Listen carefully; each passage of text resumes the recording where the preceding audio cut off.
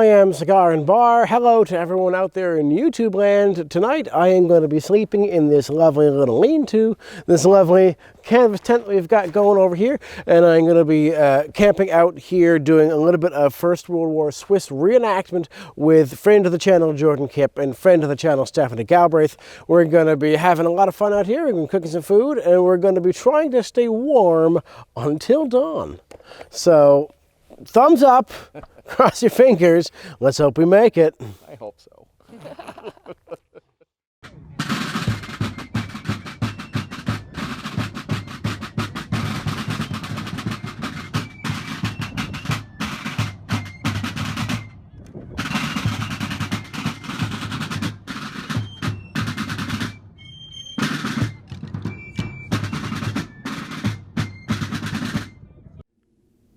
Hello, we are out here in the Great White North, just north of Campbellville, Ontario.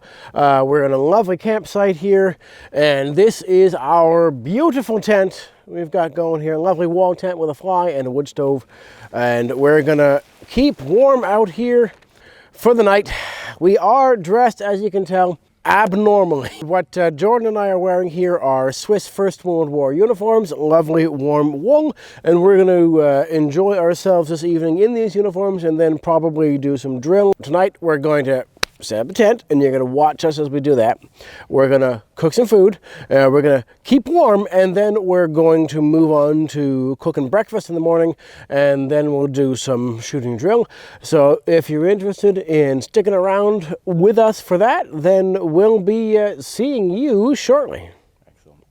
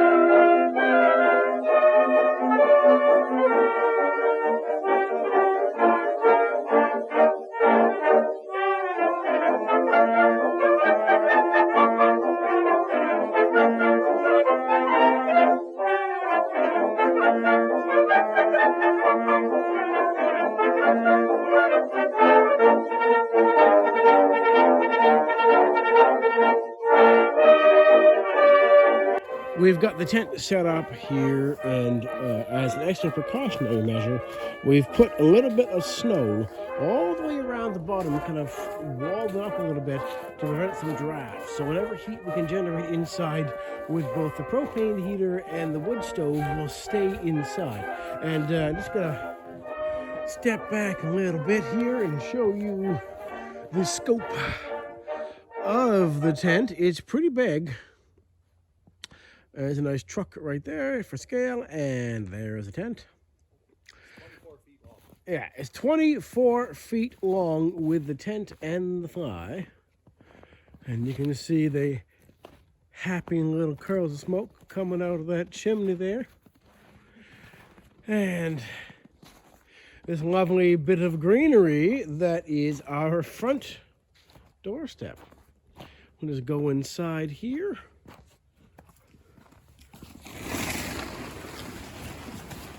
You can see the stove and the tent within a tent and a happy smiling Steph. And this is what we got going. It's messy. I'm not going to even hedge about that. It's messy. We got stuff all over the place. That's what happens to me when I camp. No matter how I try to be prepared, it always gets messy. But this is inside the wall tent. And there's our tent within a tent. And everything should be pretty good. So we just set up the tent. You saw the time lapse on that. This is a lovely wall tent with a fly. What you didn't see was we put up this foliage and tarp. You're just going to close in the one end. So we have a lovely wood stove inside that we're going to do all our cooking on, and it's going to keep us warm all night. This is a new construction. We haven't done this before, but we're just trying to see what we can do to make it look pretty good and make it functional in these temperatures. It is currently -5. It is scheduled to go down to about -12 degrees Celsius this evening, and we'll just see how warm it is, and we'll see how much we enjoy our evening. So let's head on inside, and we'll give you a tour inside the tent. Now tonight we're going to do some split pea soup, and tomorrow morning I've got a concoction all on my own that I'm going to try and cook up a little bit. So let's go right into a little bit of cooking, and then we can go into more of the sleeping arrangements.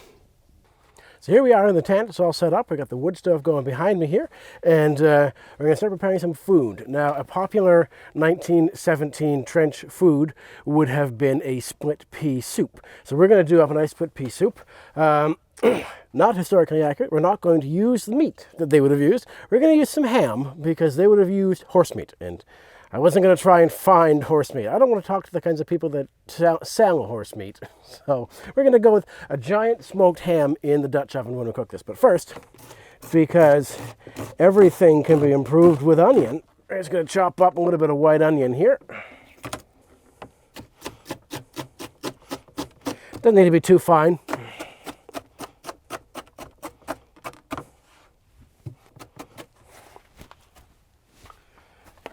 And the pot.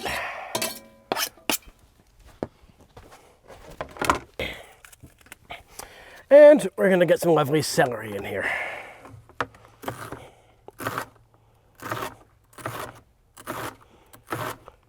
This I am going to try to get up a little bit finer.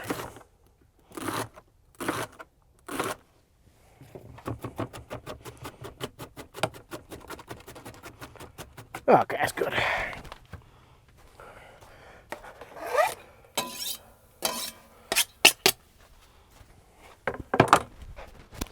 Now for the peas themselves, I've got 4 cups of yellow and green split peas that I let soak overnight in water with a dash of baking soda in there. And that has helped to get these nice and plump and soft so that it won't take too long to cook, because it was going to take hours anyways, but it won't be as long as it would be if I hadn't given them a head start. So I'm going to take the peas, put them in,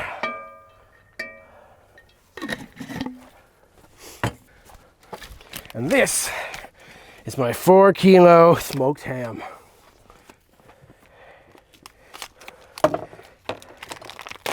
This is a lovely bone-in smoked ham.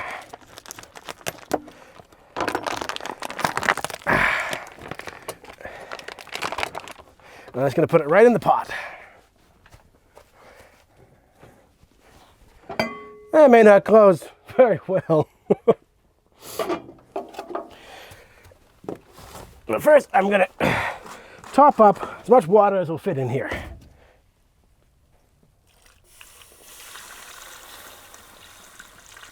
There we go.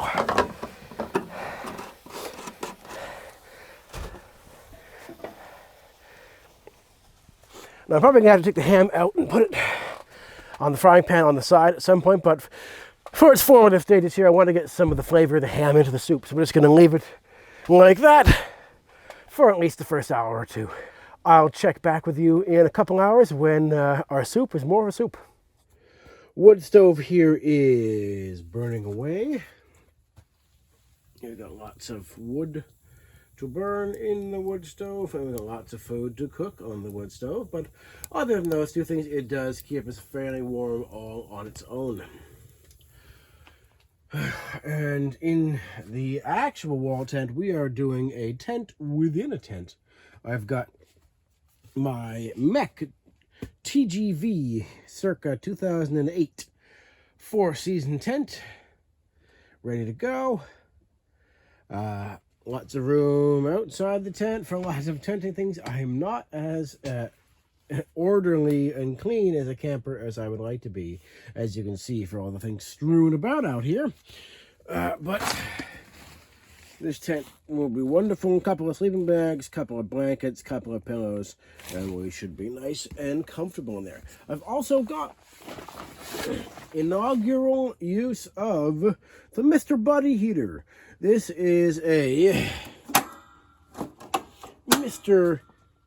A Mr. Heater Hunting Buddy propane heater, and it puts out about 6,000 to 12,000 BTUs. We'll see how well it works for us this evening. I know that the YouTube channel, and I'll post a link in the comments, of Camping with Steve uses these heaters fairly frequently, and they are very well tested. And I was very confident in spending money on it because I could see that it had been well represented and it did the job. So like I said, we've got this tent within a tent setup because I'm not entirely sure how warm this wood stove is going to keep the whole setup. So we've got a tent here that we're going to be hunkering down in. It should be pretty comfortable in there. I'm shooting this video now before dark because it's going to get cold and I really don't like the way the cold affects my batteries. So I'm not sure how well I'm going to be recording later. So if I have less footage in this video than you'd expect, then that's probably why. Probably because my camera didn't want to work after sunset. But right now, we got light, we got heat, we got a tent. Let's do this. I get it, and I think it's very incredible. Oh, the stories are heartbreaking. They are. The cat.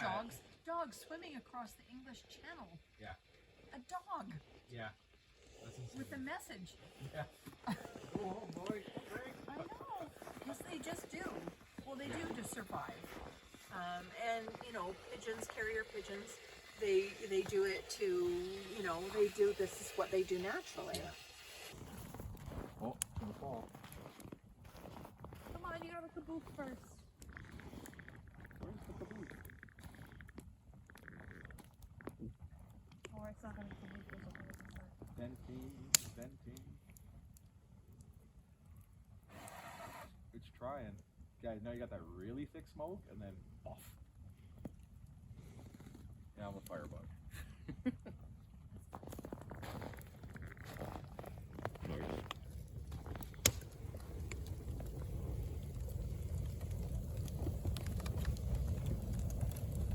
Let's try and get off. There we go.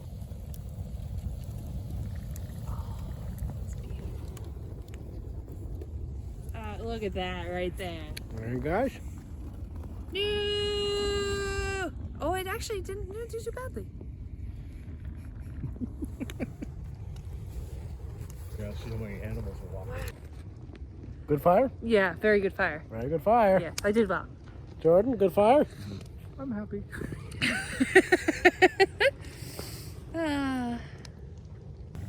It just so happened it was a good sitting on box. What are you gonna say? And the ground. A man after my own heart. I love you just like the tiniest of sticks must burn. You're not escaping me, little stick. Even you. You weren't even part of this fire. Oh yeah, I can feel, like as soon as I step away, I'm like, oh, my legs are really warm. The rocks are starting to steam. Oh, it's beautiful. Oh, look at all the way up there, guys. It looks like fireflies. Little starry fireflies. All right, here we are inside the tent. Big canvas wall tent with a fly. Lovely, as you can see, warm wood stove going away over here. I did promise earlier that I would show you the soup. Unfortunately, we ate the soup. It was very good. I'm just going to go over the recipe for that. That was about a quarter of a white onion diced, a crown of celery diced, 4 cups of split peas soaked overnight with some baking soda, and then put it in a pot with a ham bone and boil it over a wood stove for 4 hours. Then I chunked up a bunch of ham right off the smoked ham and served it with a bunch of hunks of bread. And it was fantastic, and I'm sorry I didn't get a picture of that, but it was just too good to waste that kind of time. So here we are in a tent. We've rigged up, because this tent isn't supposed to be closed on this side outside the wood stove. We've rigged up a tarp on this wall over here, and then we've got the canvas wall over here, and it's actually really warm. Right now we're drinking some wine and some cider. Can I get a cheers from everyone? Hey! Cheers! Whoop whoop. Clink. Cheers! Clinkety clonk clonk. Cheers! Motherfucker. And I'm thinking it's going to be a very, very warm night, a very comfortable night. And we will see you in the morning, and then we'll go over a little bit of Swiss drill, maybe. Not because you want to see it, but because we find it interesting. So we're going to do that. Have a good night. Cheers. See you in the morning.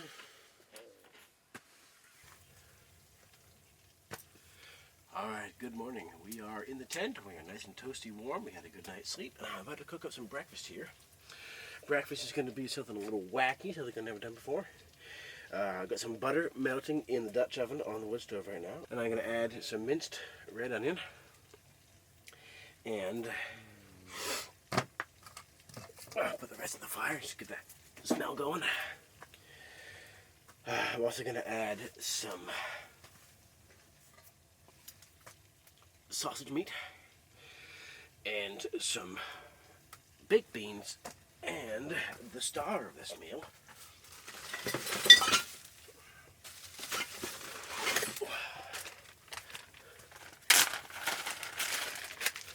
I'm gonna add some British black pudding, which is a blood sausage for the flavors, and we're gonna mix it all together and serve it up on some toast with some fried tomatoes. So I'll get back to you when I've got some more stuff in the pot.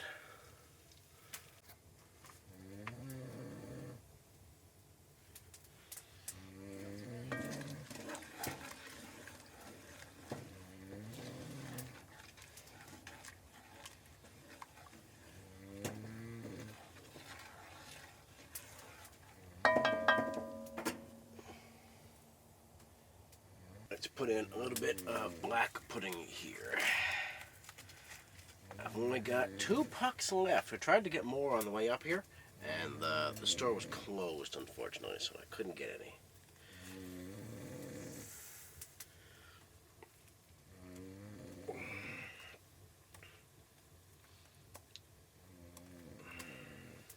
And this is, as a side note, the first steps, in my opinion, to any recipe involving black pudding.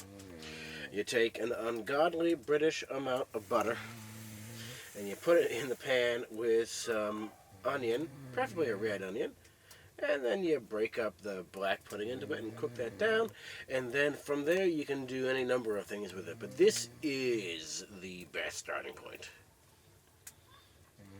in my opinion, my humble cooking gastronomy in a campsite opinion. So we'll cook this down and then we'll add some more things to it. All right, so we've got the food going on the stove here. We got the sausage, the onion, the butter, and the black pudding, and now we've got to add the baked beans, which comes to my favorite part of camping with the Swiss, which is trying to remember how to use one of these Swiss Army can openers. And we'll see how I do today.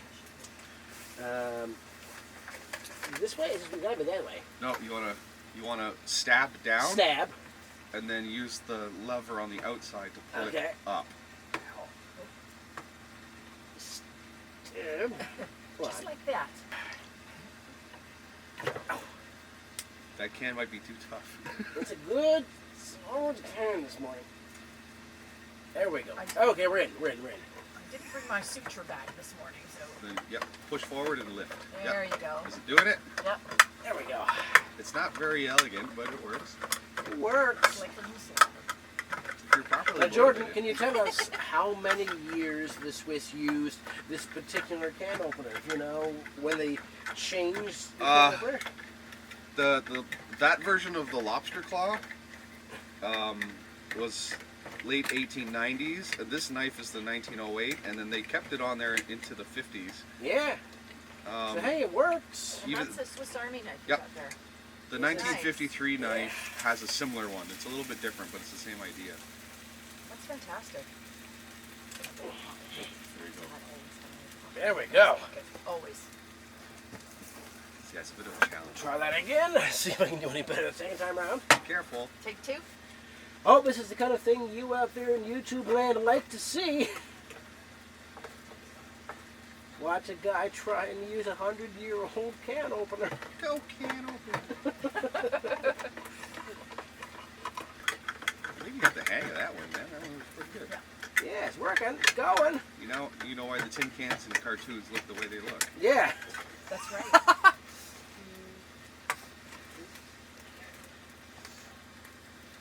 Actually where the truck wouldn't start. Oh, there we go. I probably opened the door like 10 times last night. All the lights come on. Oops.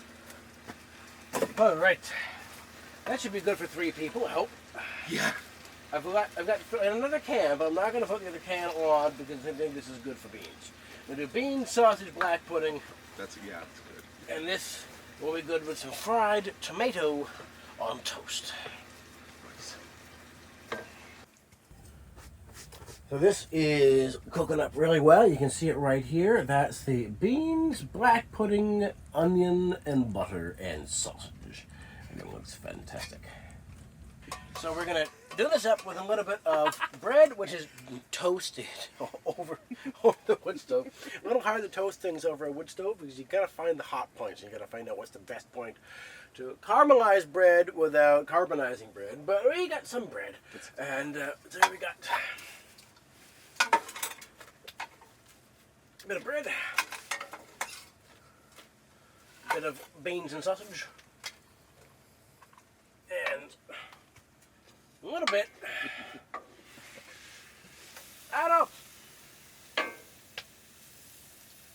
of fried tomato. As the smoke hits my eyes. Oh, yeah. That bread's burning. A little bit. I gotta get it off there. Help! Move the ball! The stove got hot in an unexpected place. We got That's it. what happens. That is very simply one pot cooking with a little bit of tomato and bread. And we're going to dig into this. Yeah, there's a part of me that's like, oh, I can learn all the sardine drill and like smoothing with the sword and this. Yeah. Hey there, welcome back. We've arrived to the shooting range where we can do some actual live firing, which is a rare treat for us. But I wanted to just introduce a little bit of the equipment a soldier would carry for shooting and for ammunition wise. So part of my uniform here, I do have cartridge boxes on the front of my uniform, and they would hold 12 each. So I could carry 48 ready to go from quick access pouches. You just lift it up, pull your stripper clip out, load your rifle. If for whatever reason this wasn't sufficient, in 1915 the Swiss Army introduced this guy on the back of the knapsack. Most of them are marked 1915 or 16. I've never seen later ones, so it was a wartime production thing. And this would carry another 108 if you needed it. So it was a wartime production expedient, just in case they needed to carry more ammo in the field or they're not near their barracks. And it's a pretty simple little pouch. So it's just a leather pouch with a canvas cover, and they would call this material like a salt and pepper. It's got quick little buttons on, so you can open it without having to take it apart. And it also has a carry strap if you wanted to carry it like around your waist or in front of you, dangle it in front of your chest. And you would carry all your ammo in here, a significant amount. And these are the Swiss GP11 rounds. This is actually modern packaging, but it's the same ammunition. It didn't change dramatically from 1911 until today, where they actually are still making this in Switzerland.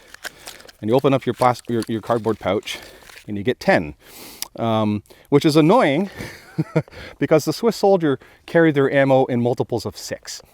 So to get, the 6 evenly distributed, you need what, 10 of these or 6 of these just to get your 60, so you can divide it up into your stripper clips, which would carry 6 each, and the magazines on the rifle hold 6. So having 10 per package, I don't know why they did this. It must have just been a shipping constraint. But that's your modern round right there of GP11. It's a nickel plated bullet. It's almost 308, a little more powerful. And it's got this nice wax seal around the mouth of the cartridge. And that's just to keep it good in inclement weather, humidity and things like that. And technically it actually helps keep the barrel lubricated, which isn't like a thing you really need with modern rounds, but it's just there. And as far as military surplus ammunition goes, this is competition grade stuff. Like they shoot long range target competitions with this ammunition straight from the factory, which is the same stuff that goes into the Swiss machine guns and the Swiss rifles. They didn't change it. It's very high quality stuff, and hopefully we get some good footage of us loading and shooting, and we'll ring the bell a bit, which is down there. Okay, so before we get some shooting down on the target, which is down that away, I have the opportunity to go over some of the basics of the Swiss rifle, and kind of just show off the mechanics and how interesting it is as a rifle that was never used in combat, but also never saw service in any other countries. So What rifle is it? This is the Schmidt-Rubin Gewehr 1911. So it's the full-length rifle. There was a carbine that was issued to, say, like baggage train, cavalry, etc. But infantry gets the long rifle, and I don't like pointing it directly at the screen, but you can kind of get a sense of how big it is right there. So it is a straight pull rifle. So what makes it interesting is that you can cycle the bolt in one motion. There's no turning the bolt, unload, reload, and it picks up a new cartridge from the 6-round detachable magazine right there. So that holds 6, and that just feeds right up in there. And it's not in the sense of like a modern firearm where you would use magazines to reload. This is loaded from stripper clips. So when you're out, open her like that, you have it in front of you here, and you pull a stripper clip from your pouch. It sits on top of the cartridge bridge, and you thumb them in. All 6 go in, and then the stripper clip is tossed aside. We don't toss them aside now because they're actually very hard to find, so we like to keep them. But to operate and disassemble this, it's a very simple mechanism, but needs a lot of machining. So it was actually an expensive rifle for its day, and I can demonstrate that. So there's a bolt release right here. If I knock that down, bolt comes right out. And you might tell, I'm just gonna set this rifle aside for a second. The bolt is gigantic. That is huge. The locking lugs are way up here, which leads to issues on the older rifles where they were even further back with binding of the bolt, because your pressure when you shoot is up here, travels all the way down the metal, and then it finally stops here. So all this metal is underneath stress from firing. To dismantle this, I like to actually show this off. It's been a while, my hands are cold, so we'll see how well it goes. But you have your striker here, which is also your safety. So when it's 90 degrees over, it's in safe, and you can't move the bolt and you can't pull the trigger. So that's your safety there. If I put it kind of 45 degrees in between the two positions, it releases the spring pressure. So there's our action there.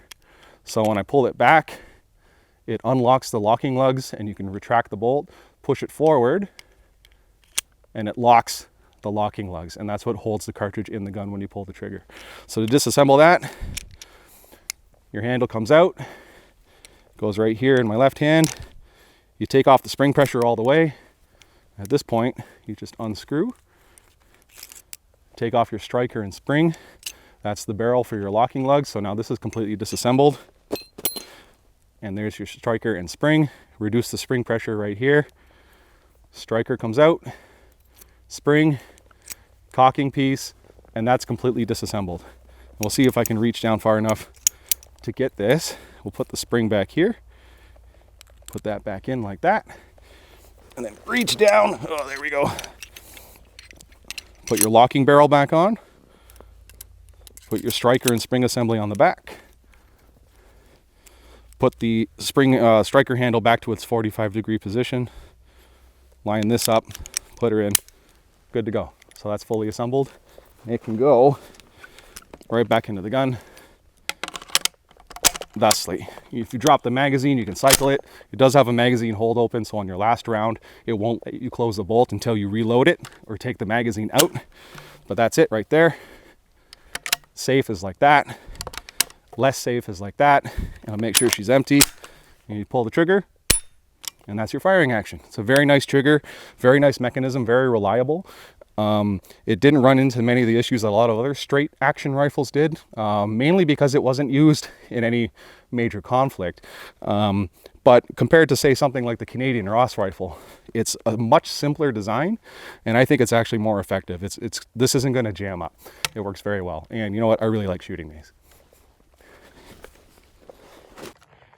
This is the stripper clip when. loading. So this is the all at once, and instead of the 1 by 1 by 1, which we've done in the last couple clips. So this is a whole clip.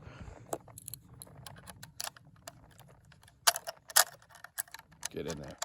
That wasn't the perfect one, but you get the idea.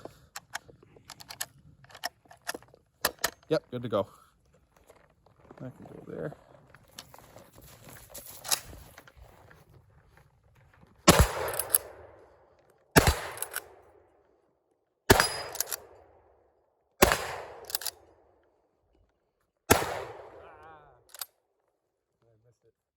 All right. Climbs the mountain and falls on their ass. Marching out through the long road to get to the campsite.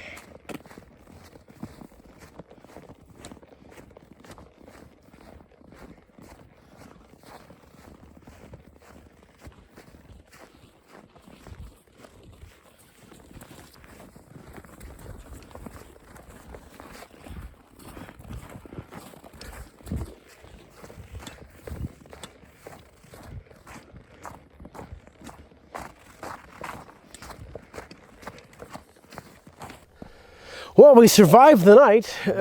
We had a pretty decent sleep, I like to say.